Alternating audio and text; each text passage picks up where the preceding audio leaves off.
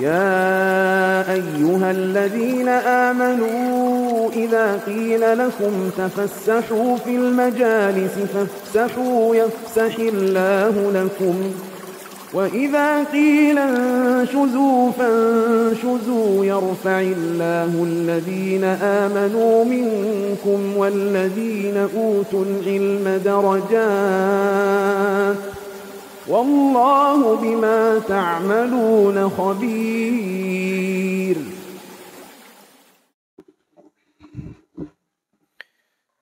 Bismillahirrahmanirrahim. Assalamualaikum warahmatullahi wabarakatuh.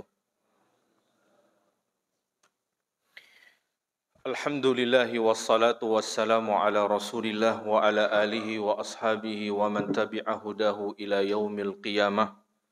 Ashhadu an la ilaha illallah wahdahu la syarika lah wa ashhadu anna Muhammadan abduhu wa rasuluhu la nabiyya ba'dah. Qala Allah ta'ala fi kitabihil karim, ya ayyuhalladzina amanu taqullaha haqqa tuqatihi wa la tamutunna illa wa antum muslimun. Wa qala ya ayyuhan nasu taqu rabbakumul ladzi khalaqakum min nafsin wahidah wa khalaqa minha zawjaha wa batha minhuma rijalan katsiran wa nisaa'a wattaqullaha alladzi tasaaluna bihi wal arham innallaha kana 'alaikum raqiba. Wa qala ya ayyuhalladzina amanu taqullaha wa qulu qawlan sadida yuslih lakum a'malakum wa yaghfir lakum dhunubakum wa man yuti'illaha wa rasulahu faqad faza fawzan 'azima. Amma ba'du fa inna khairal hadithi kitabullah wa khairal hadi hadi Muhammadin sallallahu alaihi wasallam wa syarral umuri muhdatsatuha wa kullu muhdatsatin bid'ah wa kullu bid'atin dhalalah wa kullu dhalalatin finnar. Ikhwatal iman wa akhwat fillah, bapak-bapak, ibu-ibu, saudara-saudari yang semoga dimuliakan Allah. Alhamdulillah, segala pujian hanya milik Allah atas nikmat, rahmat, hidayah, dan juga taufiknya pada kesempatan berbahagia. Di malam hari ini kita masih dalam keadaan sehat walafiat, dalam keadaan memiliki waktu luang dan kesempatan untuk senantiasa kita dapat menjemput kebaikan. Sebab Nabi SAW mengatakan, man yuridillahu bihi khairan yufaqihu fid din. Pahamnya seseorang terhadap agama, itulah kebaikan yang Nabi sebutkan. Yang Nabi katakan dalam hadisnya, kalau Allah menghendaki kebaikan pada diri seorang hamba, Allah akan jadikan dia faham akan batasan agamanya. Faham akan batasan agama, enggak mesti jadi ulama, Pak. Enggak mesti jadi mubalek, enggak mesti jadi ustadz, enggak. Sebab ya kesempatan itu tidak dibuka bagi semua orang. Allah berikan keutamaan pada sebagian dan Allah tidak berikan pada sebagian lainnya. Begitu pula di antara para ahli ilmu, mereka pun bertingkat-tingkat. Orang yang semacam Imamul Bukhari, Allahu a'lamu bishawab, barangkali nggak ada. Hanya beliau seorang yang Allah berikan kemampuan dan kelebihan yang barangkali tidak dimiliki oleh yang lainnya. Kata Nabi SAW, Allah kalau menghendaki kebaikan, Allah jadikan seseorang faham akan batasan agamanya. Faham dengan ajaran agamanya. Pemahaman sebaliknya, cukup kalau Allah menghendaki keburukan pada diri seseorang, dijadikan aja dia nggak faham agama. Kalau Allah menghendaki keburukan pada diri seseorang, Allah jadikan bukan dia nggak punya harta, bukan. Tapi Allah jadikan dia nggak ngerti agamanya. Sehingga sulitlah kehidupan dunia dan tentu kehidupan akhiratnya. Beberapa waktu yang lalu saya membaca di sebuah media, ada seorang pemuda yang terbilang sangat sukses. Di usia kurang dari 40 tahun, memiliki aset usaha miliaran rupiah. Dan tidak tercatat memiliki hutang. Namun kemudian dia mengakhiri hidupnya dengan bunuh diri dan meninggalkan secarik surat yang menerangkan kalau dirinya tidak bahagia. Seorang pemuda yang asetnya miliaran, ya, kemudian simpanan di rekeningnya juga miliaran, tidak diketahui terjerat hutang, pinjol, atau yang lainnya, akan tetapi mengakhiri hidupnya dan kemudian memberikan pesan kepada seluruh orang kalau dia tidak bahagia. Itulah yang terjadi ketika seseorang dia buta terhadap ilmu agamanya. Seandainya dia faham dengan batasan agamanya, faham dengan ilmu agamanya, betapa kenikmatan di atas kenikmatan. Paham ilmu agama, hartanya Allah bukakan selebar-lebarnya. Berapa banyak dahulu sahabat Rasulullah Sallallahu Alaihi Wasallam melihat sahabat yang Allah bukakan rezekinya. Mereka mengidam-idamkan, mendambakan keadaan itu. Agar mereka bisa optimal beribadah. Bukan hanya secara fisik, tapi secara finansial juga mereka ingin juga ibadah. Datanglah sekelompok sahabat kepada Nabi. Mengadu, ya Rasulullah, zahaba ahlud dusuri bil ujur. Kata sahabat yang kurang beruntung ini, mereka mengatakan, ya Rasulullah, telah berangkat pergi bergerak orang-orang yang punya harta dengan pahala amalan mereka. Orang-orang yang berharta telah berangkat bergerak dengan pahalanya yang demikian banyak. Kata Nabi SAW, kenapa? Mereka katakan kita puasa, kita sholat, mereka juga sholat. Kata sekelompok sahabat yang berada di bawah garis kemiskinan. Kita berpuasa, mereka juga berpuasa. Kita melakukan amal soleh, mereka juga melakukan amal soleh. Akan tetapi ketika mereka bersedekah dengan harta mereka, kita cuman gigit jari doang. Gak ada yang bisa kita lakukan. Di situ kita gak bisa bersaing dan berkompetisi. Begitu amalan yang terkait dengan harta, mereka gak bisa berbuat banyak. Ya Rasulullah, adakah amalan yang sekiranya kalau kami lakukan, bisa mengejar ketertinggalan? Maka diberilah amalan kepada Nabi SAW. Ternyata tidak puas sampai di situ, keesokan harinya mereka mengatakan, ya Rasulullah, amalan yang kemarin bocor di tengah-tengah orang-orang kaya. Sekarang kita sama-sama lagi bersaing. Kemarin kita bisa mengamalkan, mereka nggak tahu. Tapi sekarang bocor amalan itu, mereka juga amalkan. Apa kata Nabi SAW? Zalika fadlullahi yu'tihi mayyasha. Ya sudah, itulah karunia. Itulah anugerah yang Allah bagi-bagikan kepada orang sekehendak Allah. Allah ingin bagi kepada fulan, itu sekehendaknya. Dan Allah tidak ingin membaginya kepada fulan, itu juga kehendaknya. Oleh karenanya para hadirin rahimani wa rahimakumullahu jami'an, tentulah betapa sempurna nikmat seseorang diberi pemahaman dalam agamanya dan diberi kelapangan hartanya. Dia berbuat banyak dan banyak manfaat yang bisa dia perbuat. Karena sebaik-baik orang, kata Nabi SAW, khairun nas anfa'uhum linnas. Sebaik-baik manusia adalah orang yang paling bermanfaat bagi manusia lainnya. Para hadirin rahimani wa rahimakumullahu jami'an.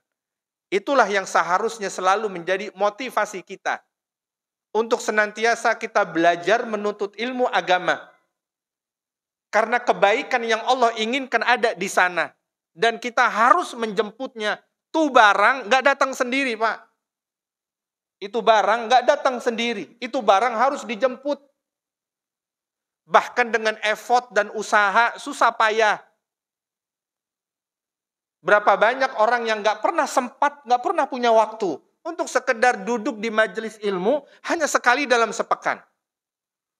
Kalau weekday, alasannya sibuk ngantor. Begitu weekend, alasannya kumpul dengan keluarga. Lah terus untuk agama mana? Untuk agama kapan? Ini sepekan cuma 7 hari. Bukan 8 hari, Pak. Seandainya ini 1 pekan 9 hari, mungkin dia punya alasan lain untuk tidak datang ke majelis ilmu. Begitulah manusia. Kesempatan, waktu luang untuk dia bisa mendekatkan diri kepada Allah dengan bermajelis ilmu adalah kenikmatan, Pak. Kenikmatan yang didambakan, yang diidam-idamkan oleh banyak orang. Berapa banyak orang berharap bisa duduk secara istiqomah seperti layaknya kita saat ini, Pak. Berapa banyak yang berharap demikian. Akan tetapi memang Allah tidak berikan kesempatan padanya. Dibuat dia punya segudang alasan untuk tidak bisa hadir ke majelis ilmu. Para hadirin rahimani wa rahimakumullahu jami'an. Pada pertemuan sebelumnya kita masih membahas tentang bab kesabaran. Dan ini menjadi salah satu bab yang paling panjang penjelasannya dan yang paling banyak kutipan hadisnya oleh penulis di dalam kitab Riyadhis Shalihin. Karena memang menjadi pembahasan yang amat agung dan amat tinggi kedudukannya. Sabar menjadi satu-satunya amalan yang Allah janjikan ganjaran tanpa batas. Kalau kita berbicara tentang amalan lain, maka di situ berlaku rumus 10 kali lipat sampai 700 kali lipat. Itu rumusnya, Pak. Kata Nabi SAW dalam hadisnya, beliau mengatakan bahwa al-hasanatu bi asyri amsalha ila sab'imi'ati dhi'fin. Kata Nabi SAW, kebajikan itu selalu Allah lipat gandakan. Disitulah fairnya Allah subhanahu wa ta'ala. Betapa adilnya Allah. Memperlakukan amalan yang kita kerjakan dengan balasan 10 kali lipat minimal. Betapa adilnya Allah, karena Allah tahu dan faham keadaan diri kita. Lemahnya diri kita melakukan ketaatan. Maka setiap kali dia berhasil melakukan ketaatan, Allah ganjar 10 kali lipatnya. Supaya nggak terlalu ketinggalan. Tidak terlalu ketinggalan dengan orang-orang terdahulu. Karena umur manusia dipersingkat. Dulu umatnya Nabi Nuh ribuan tahun umurnya, Pak. Kesempatan mereka beramal soleh sangat luas. Sangat panjang. Waktu mereka untuk melakukan kebajikan. Ribuan tahun lamanya.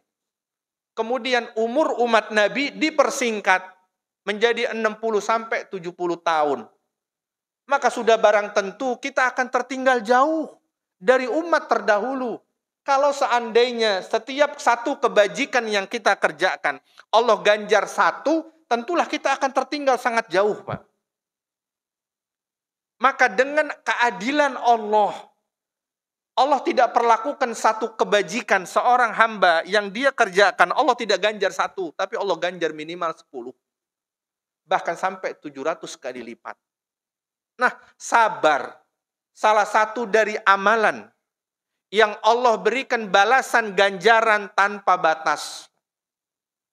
Lebih dari apa yang disebutkan 10 atau sampai 700. Lebih daripada itu. Karena memang kesabaran menuntut pengorbanan yang amat besar. Kesabaran menuntut pengorbanan yang sangat besar. Ya. Makanya Nabi mengistilahkan sabar dengan sinar matahari. Nabi mengibaratkan sabar, kata Nabi as-sabru diya. Kesabaran itu seperti sinar matahari.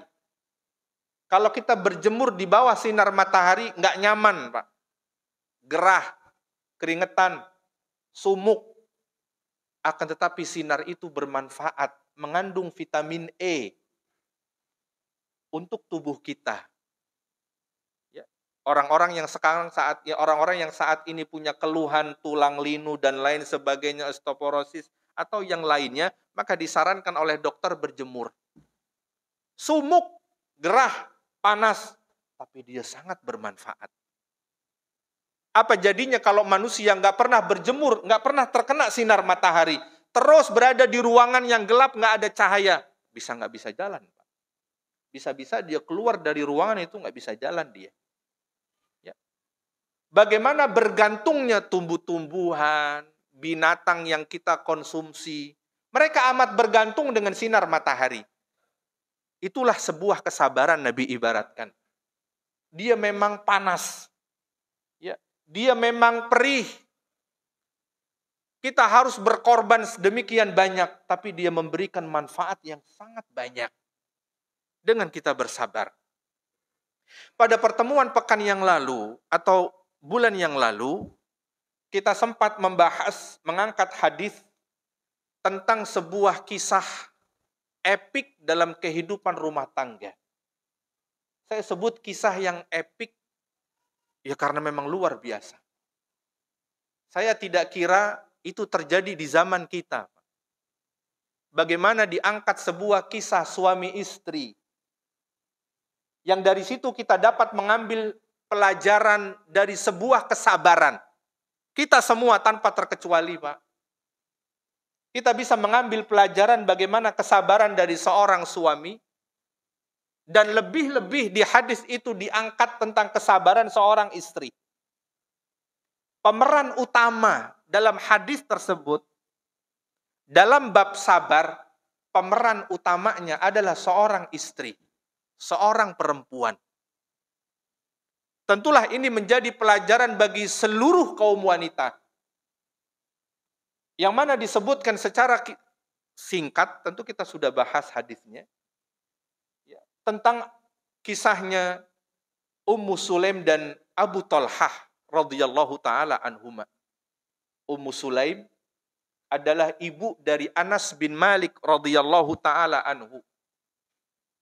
Yang waktu itu kata Ummu Sulaim kepada Rasulullah, "Ya Rasulullah, ini anak saya wakafkan kepada Anda untuk melayani seluruh kebutuhan Anda. Suruh aja nih anak." Intinya ini anak saya wakafkan untuk membantu keperluan sehari-hari Anda. Disuruh ke warung kek, disuruh ke pasar kek, suruh ngambilkan air kek, apapun suruh aja nggak apa-apa. Dan tentu ini menjadi kehormatan, bukan penindasan, Pak. Kalau sekarang memperkerjakan anak di bawah umur, kena undang-undang, Pak, kita. Kena undang-undang, ya Komisi Perlindungan Anak tuh, KPAI. Dahulu bagi keluarga Anas bin Malik ini sebuah kehormatan. Tidak ada pemaksaan. Ya. Karena ini anak akan hidup di rumah Nabi. Orang yang paling mulia. Makhluk yang paling mulia yang pernah Allah ciptakan.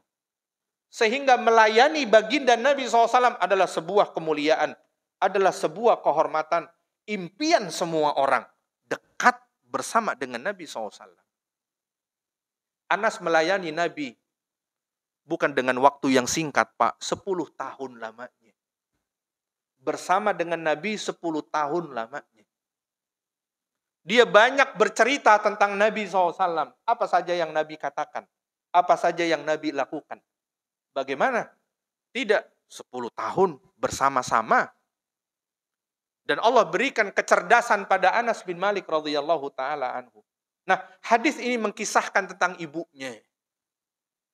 Karena bapaknya Anas bin Malik telah meninggal dunia dan menikahlah ibunya kepada Abu Talhah radhiyallahu taala anhu, seorang pemuda tampan, perjaka, belum pernah nikah, kaya raya pula lagi. Ya, dia datang hendak melamar Ummu Sulaim. Ya, hendak melamar Ummu Sulaim. Yang waktu itu statusnya sebagai janda, miskin pula. Akan tetapi Ummu Sulaim punya keistimewaan yang tidak ada pada kebanyakan wanita. Abu Talhah mendatanginya dan hendak melamarnya. Waktu itu dalam keadaan musyrik. Lantas kemudian Ummu Sulaim tentulah menolak pinangannya. Karena beda keyakinan. Dia musyrik, saya muslimah. Dia musyrik, saya muslimah. Maka kata Ummu Sulaim, jika hendak benar-benar punya niatan serius, ingin meminang Ummu Sulaim, maharnya cukup dia masuk Islam. Ini perempuan tahu, ini pemuda kaya raya. Ini pemuda tampan rupawan. Ya. wanita kota Madinah nggak bakal nolak pinangannya. Tapi kata Ummu Sulaim, cukuplah mahar buat dia Islamnya Abu Talha. Maka masuk Islamlah Abu Talha radhiyallahu taala anhu. Kemudian berumah tangga dan sampailah mereka memiliki anak, dan kemudian dikisahkan di dalamnya anak tersebut yang masih bayi ternyata meninggal dunia. Sakit beberapa hari, beberapa waktu, dan akhirnya meninggal dunia. Kemudian waktu itu Abu Talhah memang sedang berada di luar rumah. Saat berangkat keluar dari rumah, dia hanya tahu anaknya sedang demam, sakit, berharap sembuh. Akan tetapi catatan takdir berbicara lain. Ternyata saat berada di luar rumah, anaknya meninggal dunia. Anak semata wayang, Pak. Laki-laki pula. Bagi orang Arab, ya, kebahagiaan tersendiri memiliki anak laki-laki. Dan meninggal dunia. Kemudian setelah beberapa waktu, Abu Talhah pulang ke dalam rumahnya. Masuk pada hari itu, pada hari meninggalnya itu anak. Nah, disinilah dimulai kisahnya bagaimana Ummu Sulaim radhiyallahu taala anhu sebagai seorang wanita yang memiliki perasaan lebih lembut daripada kaum laki-laki. Akan tetapi dia mampu mengendalikan perasaannya. Bahkan mungkin barangkali melebihi kemampuan laki-laki, Pak. Dalam mengatur bagaimana perasaannya. Kebanyakan wanita nggak sanggup, Pak. Mereka mengendalikan perasaannya. Ya, itu mengapa kita mendengar, itu mengapa ada istilah baperan. Ya, memang sifat perempuan baperan. Itu terjadi secara umum pada semua wanita, secara umum, Pak. Karena memang perasaannya lebih lembut. Tapi Ummu Sulaim radhiyallahu taala anhu justru mengkondisikan agar si suami tidak terkejut ketika pulang ke dalam rumahnya. Itu anak dikondisikan seolah-olah sedang tidur istirahat. Begitu sampailah Abu Talha menanyakan mana anaknya, gimana keadaannya, gimana, udah mendingan belum? Kata Ummu Sulaim, dia sudah istirahat dan lebih tenang sekarang. Artinya istirahat selamanya tentu. Nggak ada yang dibohong-bohongi. Ummu Sulaim nggak berbohong sama sekali.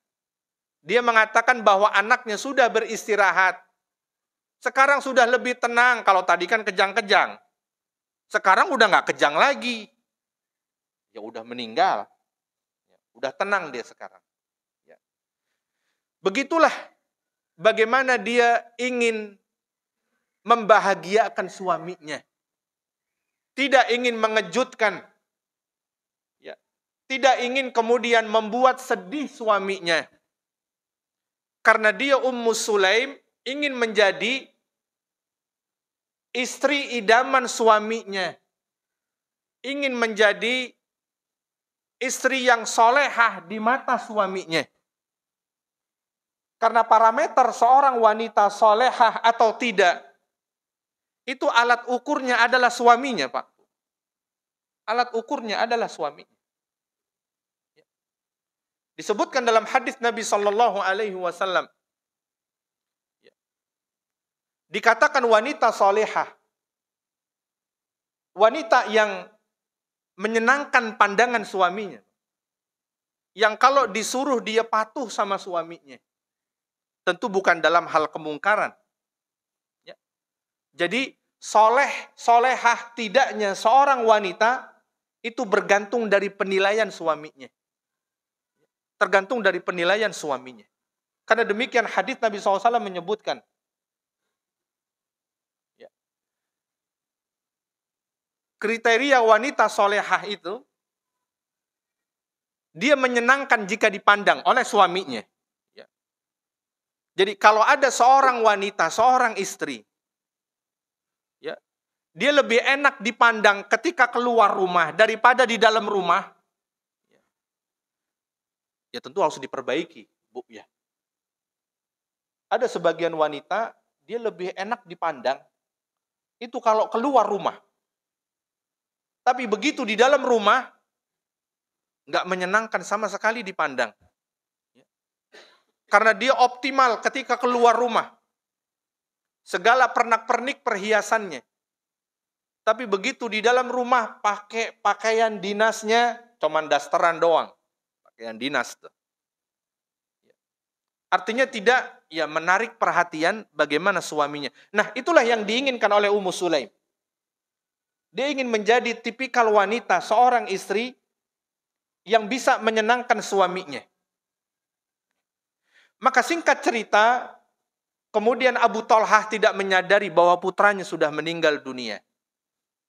Sebagaimana halnya seorang suami yang datang ke rumah, maka dilayani oleh istrinya. Mulai dari makan malamnya, mulai dari misalkan hubungan suami istrinya. Karena memang prinsip seorang wanita, tugas utama seorang wanita adalah melayani suaminya. Adapun tugas utama seorang suami adalah menafkahi, mengayomi, memenuhi seluruh kebutuhannya. Jadi masing-masing punya kewajiban, Pak, Bu. Seorang suami memiliki kewajiban menafkahi, mengayomi, kemudian memenuhi seluruh kebutuhan istrinya. Begitu pula tugas seorang istri, maka dia melayani suaminya. Begitulah agama mengatur kehidupan di dalam rumah tangga. Jika hal demikian disadari dan terjadi di dalam kehidupan rumah tangga, maka kehidupan rumah tangga yang dikatakan sakinah, mawaddah, warahmah bukan sesuatu yang sulit terwujud. Maka sampai kemudian selesailah Abu Talhah mendapat pelayanan dari istrinya, barulah di situ istrinya menyampaikan kepadanya musibah yang menimpa mereka berdua, yaitu putranya meninggal dunia. Maka kemudian datanglah Abu Talhah menemui Nabi SAW dan menceritakan apa yang terjadi di dalam rumahnya. Maka Nabi mendoakan keberkahan bagi keduanya dan mendoakan keturunan yang baik dari keduanya. Dan doa Nabi mustajab. Doanya mustajab. Dan diketahui Ummu Sulaim dan Abu Talhah setelah meninggal anak yang pertama, maka lahir secara beruntun. Disebutkan lebih dari 10 anak dan semuanya hafal Al-Quran. Itu berkahnya doa Nabi SAW. Jadi setelah meninggal itu anak, Ummu Sulaim tidak lama kembali mengandung. Dan kembali melahirkan. Nggak lama mengandung lagi. Dan terus melahirkan, mengandung, melahirkan. Dan kesemua anaknya hafal Al-Quran. Itulah keberkahan. Nah, pelajaran beberapa waktu yang lalu, kita sebutkan beberapa pelajaran yang bisa diambil dari kisah di atas. Disebutkan bahwa dianjurkan memberikan hiburan kepada mereka yang sedang tertimpa dengan musibah. Disunnahkan, Pak. Dan kita mendapatkan pahala menghibur saudara kita, keluarga kita yang sedang tertimpa dengan musibah. Yang memang secara umum dia bersedih dari musibahnya. Maka dianjurkan bagi seorang muslim untuk menghibur saudaranya. Mendatanginya,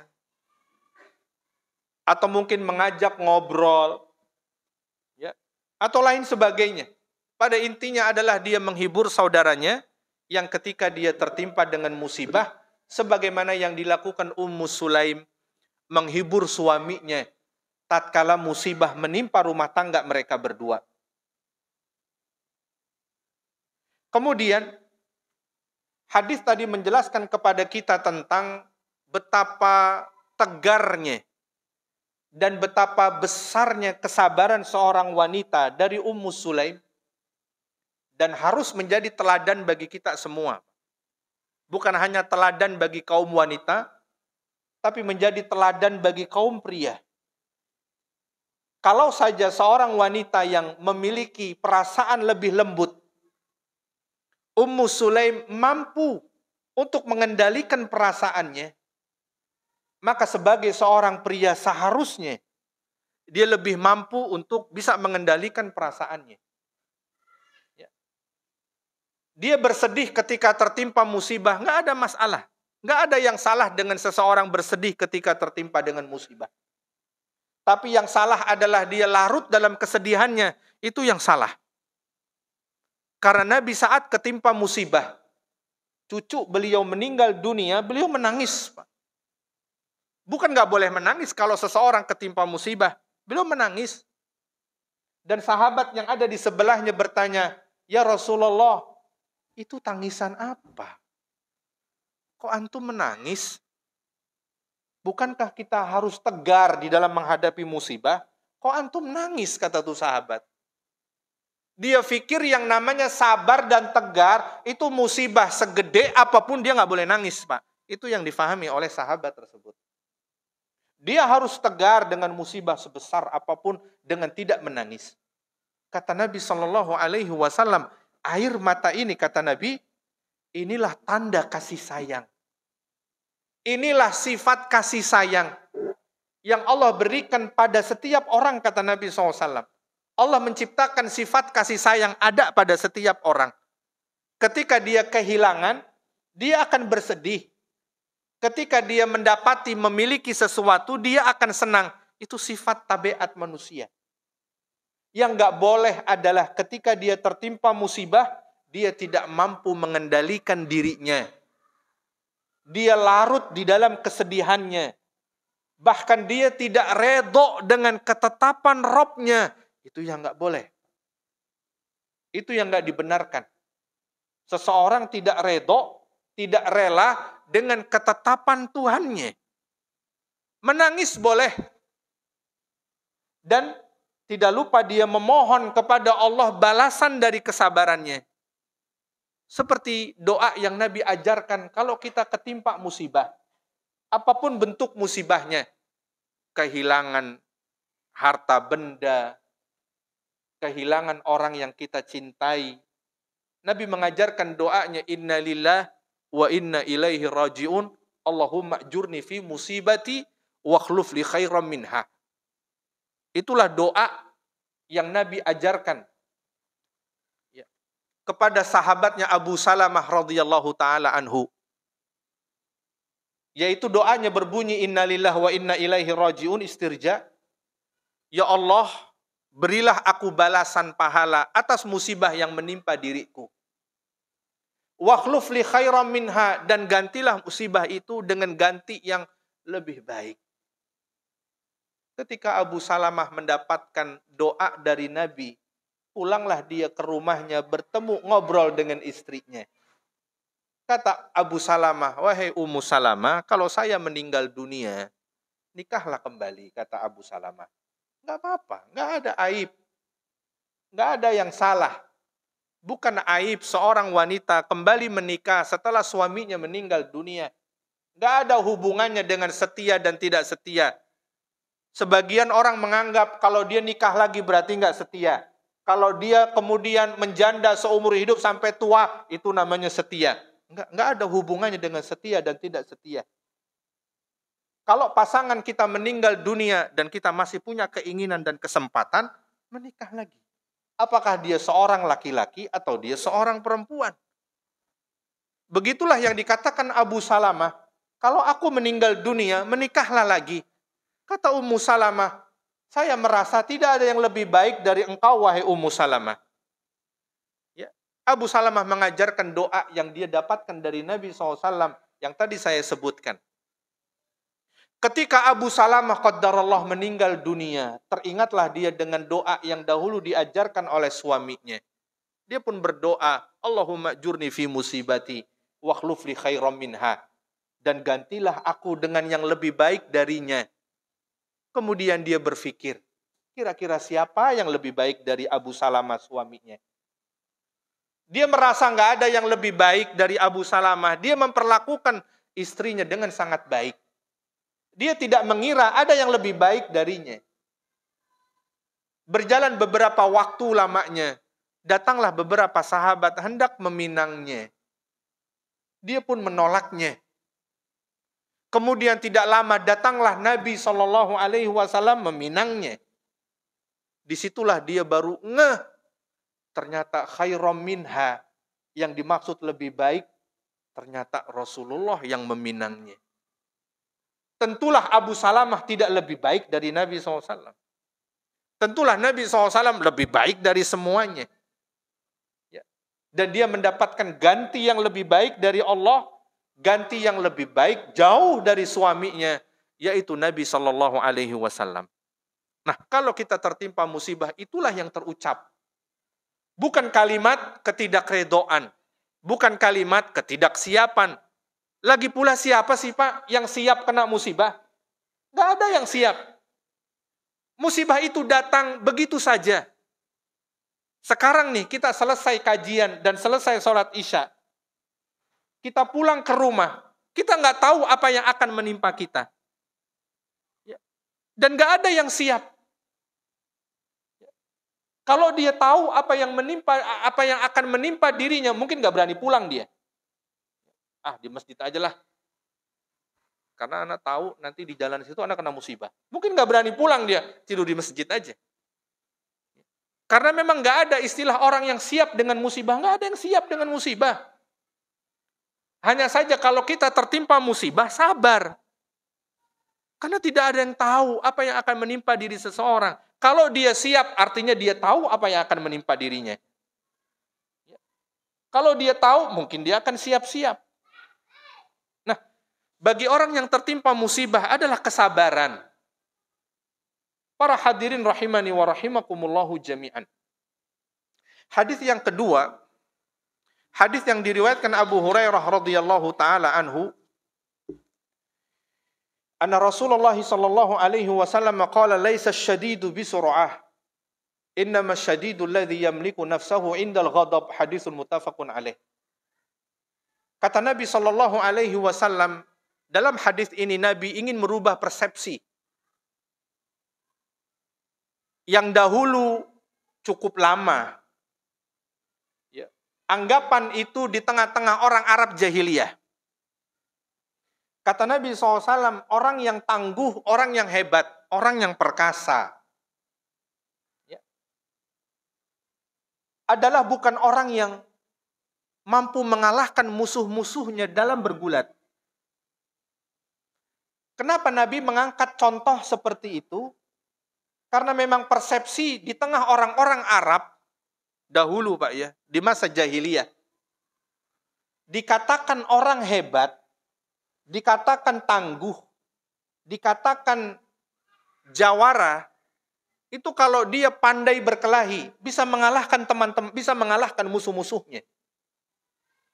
Maka Nabi menyinggung persepsi itu. Dan Nabi hendak meluruskan. Persepsi itu nggak benar. Harus dirubah. Meski telah berlangsung sekian ratus tahun di tengah-tengah orang-orang Arab. Kata Nabi SAW, orang yang tangguh, orang yang hebat, orang yang perkasa. Kata Nabi SAW adalah orang yang mampu mengendalikan hawa nafsunya. Tinggalkanlah persepsi bahwa orang hebat, orang yang pandai berkelahi, orang yang mampu mengalahkan musuh-musuhnya. Itu anggapan sudah usang. Itu anggapan tidak lagi benar. Harus dirubah. Adalah orang yang hebat, orang yang tangguh, orang yang perkasa adalah orang yang mampu menahan, mengendalikan hawa nafsunya ketika dia marah. Ini perkara yang tidak mudah. Bahkan orang-orang yang mampu mengalahkan banyak musuh-musuhnya, belum tentu dia mampu mengalahkan hawa nafsunya, Pak. Ya, belum tentu dia mampu mengalahkan hawa nafsunya. Dan mengendalikan hawa nafsu jauh lebih sulit dan jauh lebih berat ketimbang seseorang menundukkan musuh-musuhnya. Barangkali seseorang berhadapan dengan musuh nggak terus-terusan, Pak. Entah dia menang atau kalah, nggak mungkin dia tiap hari berhadapan dengan musuhnya. Seandainya musuhnya kalah, ya besok udah kagak ada lagi. Atau seandainya dia yang kalah, besok kagak datang lagi. Ngapain datang ke situ? Ada musuhnya. Tapi yang namanya hawa nafsu, setiap saat ada dalam diri kita, dalam setiap keadaan, setiap waktu, dimanapun kita berada, itu hawa nafsu ada melekat pada diri kita. Sehingga, kata Nabi, jika dia mampu menundukkan hawa nafsunya, itulah orang yang hebat, itulah orang yang perkasa.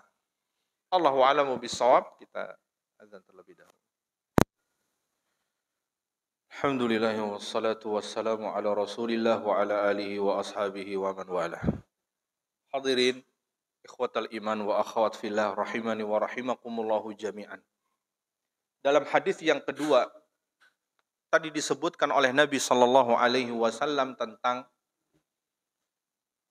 apa sebuah arti kehebatan seseorang, ketangguhan. Kata Nabi sallallahu alaihi wasallam, orang yang perkasa, orang yang tangguh, orang yang hebat bukan orang yang mampu menundukkan musuh-musuhnya, akan tetapi orang yang mampu menundukkan hawa nafsunya. Sebab menundukkan hawa nafsu jauh lebih berat ketimbang menundukkan musuh-musuh di hadapannya. Musuh tidak setiap saat mendatangi seseorang. Tapi yang namanya hawa nafsu setiap saat, dimanapun dia berada, apapun medianya, baik sesuatu yang memantik hawa nafsunya secara langsung di hadapannya, ada yang secara tidak langsung. Maka bagaimana seseorang mengendalikan hawa nafsunya adalah mujahadah, pengorbanan, perjuangan yang jauh lebih besar ketimbang dia berhadapan dengan musuhnya. Makanya kata Nabi SAW dalam sebuah hadisnya, ala ukhbirukum bil mu'min. Kata Nabi, maukah kalian aku kabarkan, aku beritahu tentang mukmin yang hakiki, tentang mukmin yang sejati. Maukah kalian aku beritahu siapakah mukmin yang sejati? Kata Nabi sallallahu alaihi wasallam, man aminahun nas ala amwalihim wa anfusihim wal muslimu man salimal muslimuna min lisanihi wa yadihi wal mujahidu man jahada nafsahu fi ta'atillah wal muhajiru man hajara al khataya waz zunub.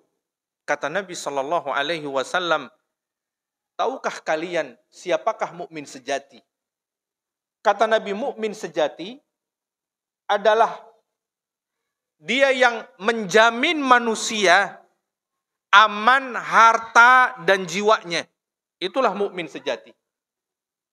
Dia bisa menjamin ya, manusia harta dan juga jiwanya. Tidak dia ambil. Tidak dia tumpahkan darahnya. Itu mukmin yang sejati.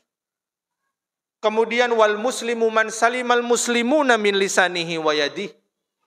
Dan muslim yang sejati, muslimah yang sejati adalah muslim yang dia memastikan orang lain selamat dari ulah lisan dan tangannya. Dia jamin, dia pastikan orang lain selamat dari ulah perbuatan lisan dan juga perbuatan tangannya. Jika dia tidak mampu menjamin seorang muslim atas ulah lisan dan tangannya, dia bukan muslim yang sejati. Ya. Itu mafhul mukhalafahnya. Dia bukan muslim yang sejati. Kalau ada saudaranya, seorang muslim tidak selamat dari ulah lisan dan tangannya, dia bukan muslim sejati. Ya, tapi muslim abal-abal, muslim KW. Wal mujahidu man jahada nafsahu fi ta'atillah. Dan mujahid, pejuang yang sejati, kata Nabi, pejuang yang sejati bukan pejuang yang mampu mengalahkan musuh-musuhnya di medan perang. Tapi kata Nabi, mujahid yang sejati, pejuang yang sejati adalah pejuang yang mampu menundukkan hawa nafsunya di atas ketaatan kepada Allah. Ya. Dia tundukkan hawa nafsunya dalam rangka taat kepada Allah. Wal muhajiru, dan seorang yang hijrah sejati. Bukan yang hijrah dari satu daerah ke daerah lain karena pindah tugas, pindah pekerjaannya, Pak, bukan. Ada sebagian orang ya karena pindah kerjaan, pindahlah dia ke daerah lain. Saya mau hijrah, bukan hijrah itu yang dimaksud, Pak. Ya. Kalau itu namanya pindahan. Jangan bilang hijrah. Akhirnya apa? Istilah itu nggak punya lagi makna. Karena salahnya penggunaan istilah, akhirnya apa? Itu istilah nggak punya lagi makna. Pindahan rumah karena pekerjaan dibilang hijrah. Hijrah itu punya makna yang sangat besar, Pak. Hijrah itu mengandung pengorbanan di dalamnya. Ada pengorbanan, ada perjuangan. Itu yang namanya hijrah. Bukan sekedar orang pindah karena bekerjanya pindah. Karena dia pindah ya menjalankan dinasnya, bukan. Kita hindari penggunaan istilah yang salah kaprah. Karena dikhawatirkan istilah-istilah syariat itu nggak punya lagi makna nanti, Pak. Kalau ini terus bergulir, nanti istilah syariat nggak ada lagi maknanya. Ya. Orang asal pindah, dia sebut hijrah. Enggak betul. Kata Nabi SAW, wal muhajiru. Orang yang hijrah, muhajir yang sejati, adalah orang yang meninggalkan dosa-dosa dan kemaksiatannya. Itulah orang yang hijrah sejati. Ya, yang mampu meninggalkan dosa-dosa dan kemaksiatannya. Itulah barangkali dua hadis Nabi Shallallahu Alaihi Wasallam yang mudah-mudahan kita bisa mengambil manfaat, faedah, pelajaran darinya dan bisa menjadi motivasi, pengetahuan yang bisa meningkatkan kesabaran kita di dalam kita menjalani berbagai bentuk ujian, tantangan, cobaan kehidupan. Di mana fitnah manusia ke depan, ujian manusia ke depan bukan makin ringan, akan tetapi tantangan ujian makin berat. Sehingga dalam hadis Nabi SAW mengatakan badiru bil a'mali fitanan. Kakito'il lailil muzlim. Kata Nabi SAW, bersegeralah melaksanakan amal soleh. Jangan menunda. Ada niat, ada kesempatan, jangan pernah ditunda. Karena yang namanya ujian di depan, itu demikian pekat seperti gelapnya malam. Ujian sangat banyak. Berapa banyak orang yang sudah punya rencana, niat, Pak. Ingin melakukan kebaikan, sedikit saja dia tunda, nggak jadi dia kerjakan. Nggak jadi dia laksanakan. Padahal dia sudah punya niat. Dia sudah bersungguh-sungguh ingin kerjakan. Akan tetapi dia tunda sejenak, ternyata lalai. Lepaslah potensi kebaikan. Karena banyaknya ujian manusia ke depan. Maka jangan kita menunda-nunda kebajikan, ya, maka bersegeralah dan hendaknya kita bersabar atas setiap ujian musibah yang menimpa diri kita. Wassallallahu ala nabiyina Muhammadin wa ala alihi wa sahbihi wa barik wa salam. Barangkali jika ada pertanyaan silakan.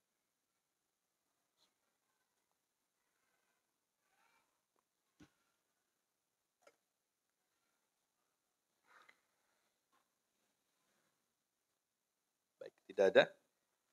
Baik, barangkali jika tidak ada pertanyaan, kita akhiri kajian kita malam hari dengan doa kafaratul majelis. Subhanaka bihamdika asyhadu an la ilaha illa anta astaghfiruka wa atubu ilaik.